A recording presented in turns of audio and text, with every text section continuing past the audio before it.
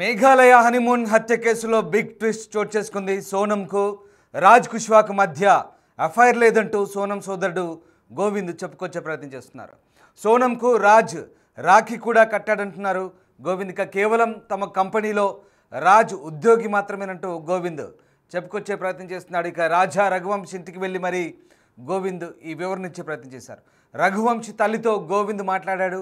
తమ చెల్లికి ఎవరితోనూ ఎలాంటి అఫైర్ లేదంటూ గోవింద్ క్లారిటీ ఇచ్చే ప్రయత్నం చేశాడు. ఒకవేళ తన చెల్లి తప్పు చేసి ఉంటే కనుక ఆమెను అక్కడే ఉరి తీయండి గోవింద్ చెప్పే ప్రయత్నం చేశాడు. మొత్తం మీద తన చెల్లికి రాజ్ కుష్వాకు ఎలాంటి ఎఫ్ఐఆర్ లేదంటూ క్లారిటీ ఇచ్చే ప్రయత్నం చేసే పనిలో ఉన్నాడు గోవింద్. కానీ గోవింద్ సంబంధించినటువంటి ప్లైవుడ్ కంపెనీలోనే రాజ్ కుష్వా అకౌంటెంట్గా పనిచేసినట్టుగా తెలుస్తుంది. ఈ నేపథ్యంలోనే ఇరువురి మధ్య పరిచయం కాస్త రిలేషన్గా మారింది. మరోవైపు రఘువంశ్ కుటుంబానికి గోవింద్ క్షమాపణ చెప్తున్నాడు. ఇకపై మా చెల్లితో మాకు ఎలాంటి సంబంధం లేదంటూ ఆయన తెగేసి చెప్తున్నారు. 100% మా చెల్లె నిందితురాలు, మా చెల్లెపై న్యాయ పోరాటం కూడా చేస్తామంటూ రఘువంశ్ కుటుంబంతో వెల్లడించినట్టుగా తెలుస్తుంది. ఓవైపు రాజ్ కుష్వాతో ఎఫ్ఐఆర్ లేదంటూనే ఈ హత్యకు సంబంధించి పూర్తి స్థాయిలో చెల్లిని వ్యతిరేకిస్తున్నాడు. ఇక చెల్లికి మాకు సంబంధం లేదు, 100% ఆమె ఈ కేసులో నిందితురాలంటూ చెప్పే ప్రయత్నం చేశాడు. మా చెల్లిపై న్యాయ పోరాటం కూడా చేస్తానంటూ గోవింద్ చెప్పుకొచ్చే ప్రయత్నం చేస్తున్నాడు. మొత్తం మీద అనేక ట్విస్టులు చోటు చేసుకుంటున్నాయి. ఇక ఈ కేసు గత 3 రోజులుగా సంచలనం రేపుతుంది. ఎప్పుడైతే ఘాజీపూర్లో సోనం పట్టుబడిందో తర్వాత ఆమెని అక్కడి నుంచి బీహార్ తీసుకెళ్లారు. అక్కడి నుంచి బీహార్ నుంచి మరోవైపు అటు మేఘాలయ తరలించారు ఫ్లైట్లో. ఈ 4 నిందితులు కూడా మేఘాలయ తరలించారు. ఇక అక్కడ నుంచి సీన్ రీక్రియేట్ చేసే పనిలో భాగంగా ప్రస్తుతం పోలీసులు ఇవాళంతా కూడా ఆ సీన్ రీకన్స్ట్రక్షన్ చేస్తున్న పరిస్థితి కనబడుతోంది. అయితే గోవింద్ సోనం సోదరుడు గోవింద్ ఎవరైతే ఉన్నారో రఘువంశ్ ఇంటికి వెళ్ళినప్పుడు రఘువంశ్ తల్లి విలపిస్తుంది. తన కుమారుని అనవసరంగా అన్యాయం చేశారు, నమ్మించి కుమారుని మోసం చేసి చంపారంటూ ఆమె వేధిస్తున్న పరిస్థితి కనబడుతుంది. ఒక్కసారి ఆ దృశ్యాలు చూద్దాం.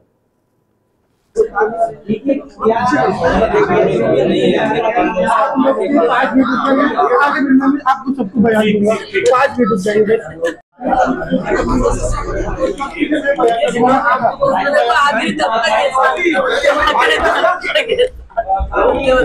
जाना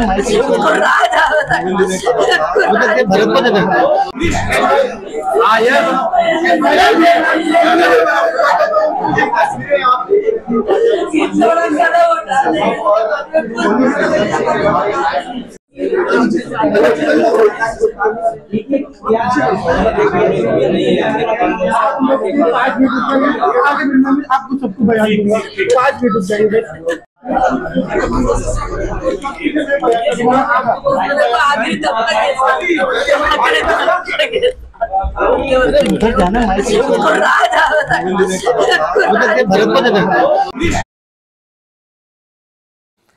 చూశారుగా, ఇక్కడ ఇరు కుటుంబాలు బాగానే ఉన్నాయి, అంతా బాగానే మాట్లాడుకున్నారు, పెద్దలంతా మాట్లాడుకొని పెళ్లి చేశారు.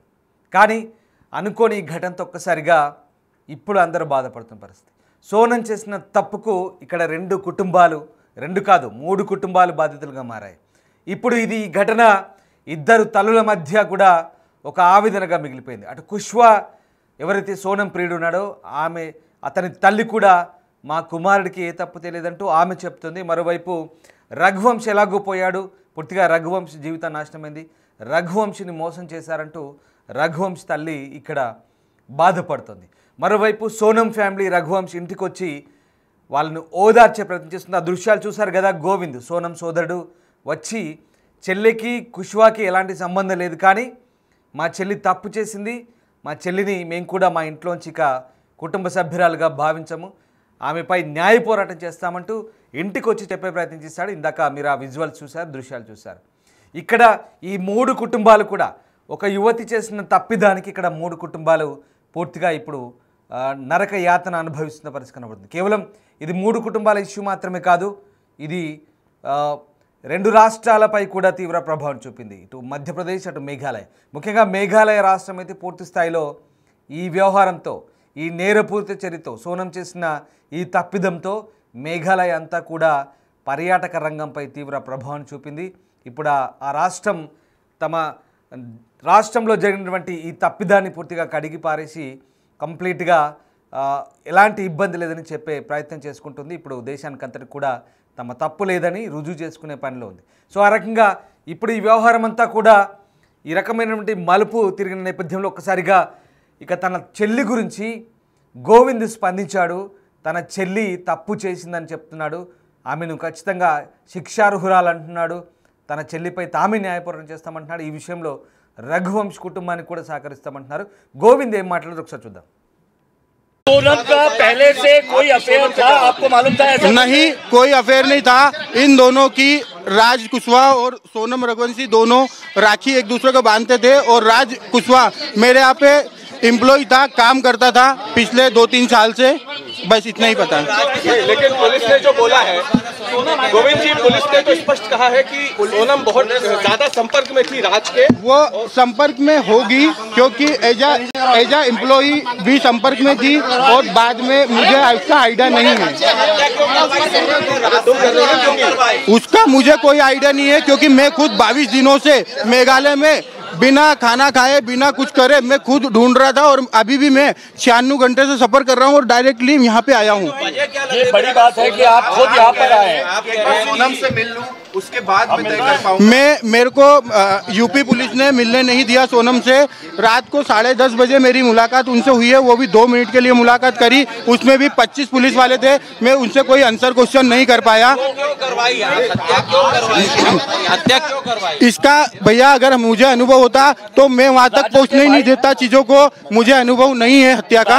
भाई ने बोला है कि उसने शादी से पहले ये कहा था कि अगर मेरी शादी हुई तो इसका अंजाम बुरा होगा। ये आप सोनम की माँ से, सोनम की माँ से नहीं, ये चीजें गलत है। सोनम की माँ को अगर धमकी देते, सोनम की माँ को अगर बताते तो कोई भी माँ अपनी बेटी के लिए ये नहीं सोचती कि घर बर्बाद होता। शादी के लिए जो जल्दी करी गई है, वो जो भी पंडितों ने मुहूर्त निकल आया था, वो मुहूर्त सिर्फ उस दिन का लास्ट था 11 मई का। हमने 4 मुहूर्त निकलाए थे, 11 मई लास्ट था और उसके बाद में भैया आप समझिए, मैं आपको प्रॉपर आंसर देने आया हूं और आप मेरे को प्रॉपर आंसर नहीं देने दे रहे हो। आप और आगे एक्स्ट्रा चल रहे हो। तो अगर आपको जवाब चाहिए तो मेरे से व्यवस्थित जवाब पूछ लो और पूरा जवाब आप आपकी मनमानी कर लो। राज कब से आप क्या काम कर रहे हैं? 3 साल हो गए उसको काम करते करते। एक चीज और बताइए, राज के अलावा जो लोग और नाम आए हैं, जितेंद्र रघुवंशी को आप जानते थे? नहीं, मैं नहीं जानता था, वो राज के कांटेक्ट में थे। मेरे यहाँ राज कुशवाहा अकेला काम करता। రైట్, చూసారుగా ఇక్కడ సోనంకి అలాగే కుష్వాకి మధ్య రాఖీ రిలేషన్ మాత్రమే ఉన్నట్టుగా ఈయన చెప్తున్న మాటలు బట్టి తెలుస్తుంది. అంటే ఎవరైతే ఈ గోవింద్ ఉన్నాడో సోనం బ్రదర్, అతనికి అంత మాత్రమే తెలుసు, కానీ లోపల ఏం జరుగుతుందో అది మాత్రం తెలియదు. ఇది మాత్రం పక్కా. ఆయన మాటలను బట్టి కేవలం వాళ్ళిద్దరి మధ్య ఒక రాఖీ సిస్టర్గానే సోనం కుష్వా గారితో ఉందంటూ చెప్తున్న పరిస్థితి. కానీ అంతకు మించి కేవలం పైకి ప్రపంచానికి రాఖీ సిస్టర్గా మాత్రం పరిచయం. ఒకసారి ఆ పక్కన ఫోటో చూడండి, ఇటు భర్తతో ఉన్న ఫోటో, ఇటు కుష్వా గారితో ఉన్న ఫోటో. కుష్వా అలాగే సోనం ఇద్దరు కూడా దిగిన ఫోటో అది. ఇప్పుడు తాజాగా వచ్చింది ఫోటో అది, ఎక్స్క్లూజివ్గా మనం చూస్తున్నాం బిగ్ టీవీ స్క్రీన్పై. కుష్వా సోనం చూడండి ఎంత సరదాగా నవ్వుకుంటూ బాయ్ ఫ్రెండ్ గర్ల్ ఫ్రెండ్ లాగా ఎంత సరదాగా కనపడుతున్నారో చూడండి. పెళ్ళికి ముందు ఇది ఈ ఫోటో చక్కగా వాణి చేసుకుని అయిపోయేది కదా, ఇంట్లో ఒప్పించి. అనవసరంగా రఘువంశం చేసుకొని రఘువంశ జీవితాన్ని నాశనం చేసింది. Age factor, age is a number అంటారు కదా, పెద్ద తేడా ఏమి ఉండకపోవచ్చు. ఎందుకంటే ఎంతోమంది సెలబ్రిటీలు కూడా వయసు రీత్యా తేడా ఉన్నా చేసుకున్నారు. పోనీ అలాగైనా ఒప్పించి చేసుకుంటే బాగుండేదేమో, అట్లీస్ట్ ఆ కుష్వా గారిని పెళ్లి చేసుకున్న సంతోషంగా ఉండేదేమో. ఇప్పుడు ఇన్ని కుటుంబాలు దుఃఖసాగరంలో మునిగే కాదు, ఇన్ని కుటుంబాల ఏడుపు తగిలేది కాదు సోనంకి. కనీసం అలాగైనా సంతోషంగా హ్యాపీగానే ఉండేది. కానీ తప్పు చేసింది. సోనం చేసిన తప్పే ఇప్పుడు సోనం రాసిన ఏదైతే ఇది ఉందో, ఈ స్టోరీ ఉందో, పూర్తిగా ఇప్పుడు ఇన్ని కుటుంబాలను ఇబ్బంది పెడుతున్న పరిస్థితి. పూర్తిగా సోనం చేసిన వ్యవహారం ఇప్పుడు దేశవ్యాప్తంగా చర్చనీయాంశంగా మారిన పరిస్థితి. ఎస్, నిజంగా ఇక్కడ ఇంకొక ట్విస్ట్ ఏంటంటే కుష్వా చెల్లెలు కూడా అదే చెప్తుంది. అసలు దీది అంటూ పిలిచేవాడు, కానీ ఆ దీది కాస్త బేబీ ఎలా అయింది మరి? దీది అంటూ, అంటే బయట ప్రపంచానికి వీడు దీది అంటున్నాడు, అది ఒక రాఖీ సిస్టర్ లాగా చెలామణింది. కానీ ఇప్పుడు పోలీసుల విచారణలో మొత్తం ఒప్పుకుంది కంప్లీట్గా తానే హత్య చేసినట్టుగా పోలీసుల విచారణలో చాలా క్లియర్గా చెప్పింది. తానే దగ్గరుండి మరి హత్య చేయించినట్టుగా కూడా చెప్తున్న పరిస్థితి కనబడుతుంది. ఒకటే ఇక్కడ చాలా క్లియర్గా తెలుస్తోంది, అందరి ముందు కూడా ఒప్పుకున్న పరిస్థితి. సోనం అలాగే మిగతా 4 నిందితులు కూడా పోలీసుల విచారణలో తామే అంతా కలిసి ఈ మర్డర్ ప్లాన్లో ఇన్వాల్వ్ అయినట్టుగా చెప్తున్నారు. సుపారీ తీసుకున్నారు వికాస్, ఆకాష్, ఆనంద్ కుర్మి, ఈ ముగ్గురికి ఇందోర్లో ఉన్న ఈ కుష్వాగాడు, వీళ్ళంతా తోడయ్యారు. సో రకంగా అంతా బాగానే ఉందనుకున్నారు. కానీ పెళ్ళికి ముందు ఇటు అన్న ఏదో అక్క తమ్ముడి సంబంధం అనుకున్నారు, ఇద్దరి మధ్య ఇది మధ్య అంటే ఇది పెద్దగా ఎక్స్పోజ్ అవ్వలేదు, బయటికి తెలియలేదు. పెళ్ళికి ముందు చాలా వీళ్ళిద్దరి మధ్య రిలేషన్ నడుస్తుంది, డీప్ రిలేషన్, అది చాలా లోతైన బంధం అది. కానీ ఇలాంటిది ఏం కాదనుకున్నారు. 2 ఏళ్ళుగా కుష్వా వీళ్ళింట్లో పనిచేస్తున్నాడు, అంటే ఇంట్లో అంటే వాళ్ళ సోదరుడు గోవింద్ సంబంధించినటువంటి ఒక ప్లైవుడ్ దాంట్లో షాప్లో పనిచేస్తున్నాడు, అకౌంటెంట్గాను లేదా ఇతర గుమస్తాగా పనిచేస్తున్నాడు అనుకుందాం. సో ఆ రకంగా పనిచేస్తున్నాడు. కానీ ఏదో తరచూ వస్తూ పోతుండేది, కుష్వాతో బాగా మాట్లాడుతుండేది, ఏదో చెల్లె తమ్ముడు అక్క టైప్లో ఆ రిలేషన్ బయటి ప్రపంచానికి తెలిసేలా మెయింటైన్ చేస్తారు. కానీ వాళ్ళు మెయింటైన్ చేసిన బంధం వేరు. చెప్తున్నాం కదా, అది తప్పు, ఆ తప్పిదమే ఇప్పుడు ఇంత దాకా తీసుకొచ్చింది. అది 1 నెల ముందే తల్లికి చెప్పిందంట, కానీ తల్లి దాన్ని కప్పిపుచ్చింది, దాన్ని దాచిపెట్టి తర్వాత ఇక్కడ పెళ్లి చేసుకుంది. ఇక భర్తకు మరణ శాసనం రాసింది. ఎస్, ఇది సోనం రాసిన మరణ శాసనం. ఏ రకంగా ఎంతటి ఉన్మాద చర్య ఇది, ఎంతటి దుర్మార్గం, ఎంతటి క్రూరత్వం, అసలు మాటలు చాలవు. అక్కడికి తీసుకెళ్ళి మరి ఆమె చేసిన హత్యకు సంబంధించిన సీన్ రీకన్స్ట్రక్ట్ చేసినప్పుడు పోలీసులు కూడా ఆమె చెప్పిన అంశాలను బట్టి నివ్వెరపోయారు. అసలు ఎంత దారుణంగా అంటే అక్కడ ప్లాన్ ఏ, ప్లాన్ బి, ఇది సోనం స్కెచ్. ప్లాన్ ఏ ప్రకారం ఆ ముగ్గురు చంపాలి, తర్వాత ఈమె ఆ ముగ్గురితో కలిసి నెట్టివేయాలి. అలా కుదరదంటే ప్లాన్ బి ప్రకారం ఒకవేళ మీకు చేత కాకపోతే చెప్పండి, నేనే చంపేస్తాను. ఇది ప్లాన్ బి. సోనం ఎంత స్ట్రిక్ట్గా ఆ ప్లాన్ని ఇంప్లిమెంట్ చేయాలో సోనం చెప్పింది. తొలుత 23వ తేదీకి ముహూర్తం ఖరారు చేశారు. ఇక అక్కడి నుంచి ఆ కొండ ప్రాంతానికి వెళ్ళినప్పుడు నడుచుకుంటూ వెళ్ళి, నేను అలసిపోయాను, మీరు ముందు నడవండి, నేను కాస్త వెనకాల వస్తాను, రిలాక్స్గా అంటూ చెప్పింది. ఇక అప్పుడు రఘువంశ్ ముందు నడుస్తున్నాడు, ఆ రఘువంశ్తో పాటు ఈ ముగ్గురు ఈ కిల్లర్స్ నడుస్తున్నారు.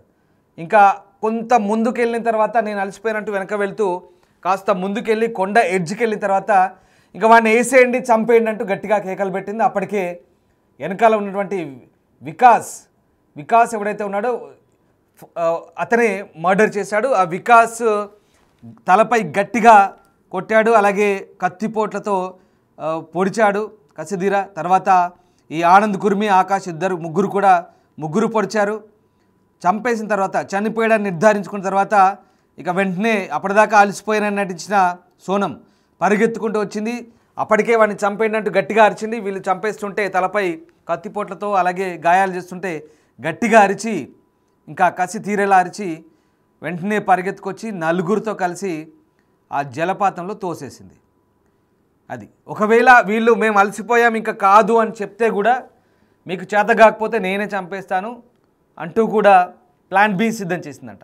సో ఆ రకంగా అంటే సోనం ఎంత భయంకరంగా ఆలోచించింది, ఎంత క్రిమినల్ బ్రెయిన్ ఒక్కసారి ఆలోచించండి.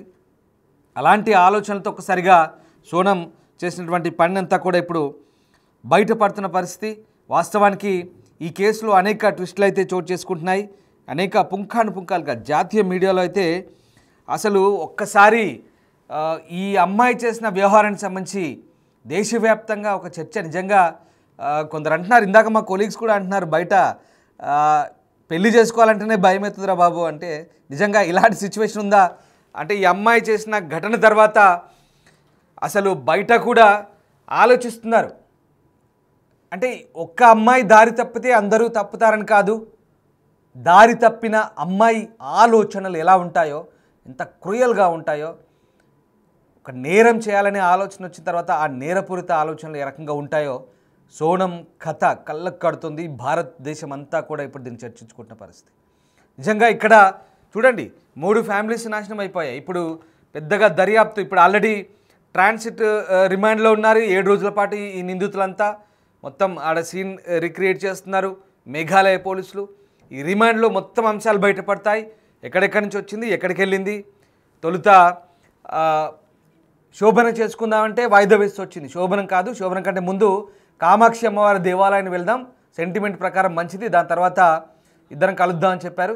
అలా వాయిదా వేసుకుంటే ఇక సరిగ్గా 11 తారీఖు నాడు పెళ్ళి అయితే 15 తారీఖు నుంచే ప్లాన్ ఎగ్జిక్యూట్ చేయడం మొదలుపెట్టింది. అక్కడి నుంచే 15 తారీఖు నుంచే స్కెచ్ చేస్తోంది. మామూలు స్కెచ్ కాదు, ఇది పెద్ద స్కెచ్. అక్కడి నుంచి 15 తారీఖు నుంచి కుష్వాతో టచ్లో ఉంది. 23 తారీఖున మర్డర్ చేశారు. తర్వాత 20 తారీఖు నాడు మళ్ళీ ఇటు ట్రావెల్ చేసింది, ఇండోర్కి వచ్చింది. మధ్యలో కుష్వా గారితో ఒకరోజు ఆ దీంట్లో గడిపింది అక్కడెక్కడో. తర్వాత మళ్ళీ వాడు ఈ ప్రెషర్ పెరుగుతుంది, దేశవ్యాప్తంగా చర్చ అవుతుంది. అటు నుంచి ట్రైన్ ఎక్కించి మళ్ళీ గాజీపూర్ పంపించాడు. అక్కడ దిగి ఇంట్లో వాళ్ళకి ఫోన్ చేసి చిక్కిపోయింది. సో అక్కడ పోలీసులు చేసిన ఇంట్రాగేషన్లో మొత్తం ఒప్పుకుంది. ఇంకా ఈ ముగ్గురిని, ఇండోర్లో 2ని, యూపీలో 1ని అరెస్ట్ చేశారు. కంప్లీట్గా భాగవతం అంతా బయటపడింది. ఇప్పుడు మొత్తం ఈ కుష్వాతో సహా, సోనంతో సహా మిగతా ముగ్గురు మర్డరర్స్, కిల్లర్ మర్డరర్స్ ఎవరైతే ఉన్నారో మొత్తం 5గురు కూడా ఇప్పుడు రిమాండ్లో ఉన్నారు. వీళ్ళందరినీ కూడా ఇంట్రాగేషన్ చేస్తున్నారు. ఇంకా అనేక ఆసక్తికరమైన అంశాలు అయితే బయటపడుతున్నాయి. సో ఆ రకంగా ఫస్ట్ 4 లక్షలకు ఆఫర్ చేశారు. వాళ్ళు వద్దొద్దు మాకు కుదరదంటే, లేదు 20 లక్షలు ఇస్తాను, మీరైతే ఫస్ట్ అతన్ని చంపేయండి అంటూ చాలా ఎంత పట్టుదలగా, ఎంత గట్టిగా మొగుడిని, మొత్తం కట్టుకున్న మొగుడిని కాటికి పంపాలని పక్కగా డిసైడ్ అయింది. ఆ ఫోటో చూడండి, కుష్వాతో ఉన్న ఫోటో, సరదాగా పెళ్ళికి ముందు ఫోటో. ఎంత హ్యాపీగా నవ్వులు చిందిస్తున్నారు, ఎంత గ్లామరస్గా కనిపిస్తున్నారు చూడండి ఇద్దరు. అలా అంటే నవ్వుతూ ఉంటే గ్లామరస్గా ఉంటారు. ఇప్పుడు చూడండి, ఈ నేరం చేసిన తర్వాత పట్టుబడ్డాక మొహాలన్నీ పీకిపోయాయి. ఇది చూడండి, ఇది పట్టుబడ్డాక ఆ కుష్వాగాడి మొహం చూడండి ఎలా పీకిపోయిందో, నేరం చేశాడు కాబట్టి. తర్వాత బ్లాక్ డ్రెస్లో ఇదే సోనం తల కిందికి దించుకొని మొహం పీకిపోయి 15 రోజులుగా తప్పు చేసి దేశం పట్టుకొని తిరుగుతుంది, మొత్తం ఎక్కడ దొంగలా తిరుగుతుంది. ఆ రకంగా తను పీకిపోయింది. అంటే మనసు ఆలోచనలు మంచిగా ఉంటే మనుషులు కూడా మంచిగా కనిపిస్తారు, అందంగా ఉంటారు. ఇంటర్ బ్యూటీ కూడా బయటకు వస్తుంది, బాహ్యంగా ఉన్నటువంటి అందం కూడా ప్రతిబింబిస్తుంది. కానీ తప్పు చేస్తే ఖచ్చితంగా నేరస్తులు దొరికిపోతారనడానికి ఇది పెద్ద రుజువు. ఎందుకంటే తప్పు చేశారు, గిల్టీగా ఫీల్ అయ్యారు, దొరికారు, పోలీసుల విచారణలో బయటపడింది, మొత్తం వ్యవహారం బయటకు వచ్చింది. ఏం లేదు, వెరీ క్లియర్. సోనం ఒప్పుకుంది, వీళ్ళ తల్లిదండ్రులు, వీళ్ళ ఫ్యామిలీ, వాళ్ళ ఫ్యామిలీ, వాళ్ళిద్దరి మధ్య అది లేదు ఇది లేదు ఏం లేదు అంతా మంచోళ్ళే అంటే అవన్నీ కూడా ఇప్పుడు ఎవరు నమ్మరు. వెరీ క్లియర్, ఒప్పుకుంది. కుష్వాకు సోనం మధ్య అఫైర్ ఉంది, పెళ్ళికి ముందే పెళ్లి చేసుకుందాం అనుకున్నారు కానీ కుదరలేదు.